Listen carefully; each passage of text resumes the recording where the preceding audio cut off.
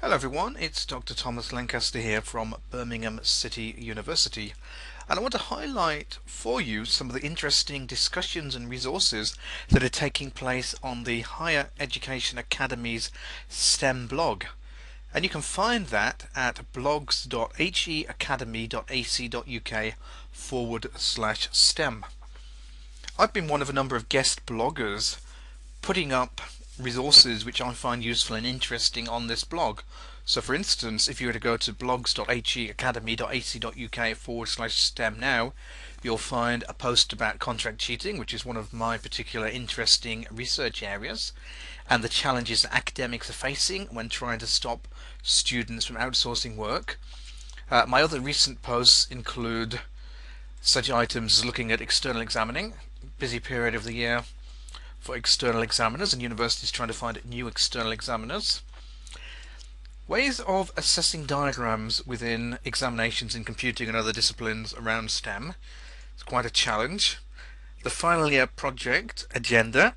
A lot of students right now are thinking about their projects for next year, or dissertations as these are known in some disciplines, or capstone projects, and the ways in which these are run. This is based on a National Teaching Fellowship project being carried out nationally.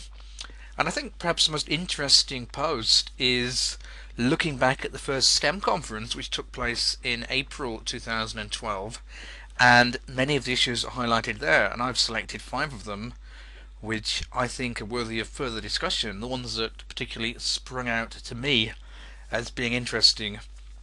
And these range from such issues as the changes at the way that computing and computer science is delivered at schools, which will impact all our courses, to the very popular issue of electronic voting, the Who Wants to Be a Millionaire style handsets which students use quite regularly in many institutions in their lectures, the whole numerous issue going into education, and finally the issue which has generated the most debate is the role of a STEM community.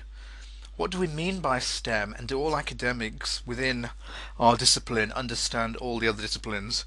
Because I can certainly look at some of the disciplines. I'm from a computing background, I have no problem understanding what's going on within the computing world, but if I was to go to one of the more traditional sciences, say chemistry or biology, then those areas are quite alien to me, and I know I'm not the only person. So do look at that post and comment on it as well at blogs.heacademy.ac.uk/STEM. You can also find various posts from Matthew Coxon, who was the guest blogger the week before me, and no doubt by the time you visit the blog you'll find a lot more interesting posts on there. So do take my word for it. If you're at all interested in the science, technology, engineering and mathematics agenda and the way in which the Higher Education Academy is improving student provision, then go to blogs.heacademy.ac.uk/STEM. Do comment and leave your thoughts, and I'll be one of many people who will be very interested to read these.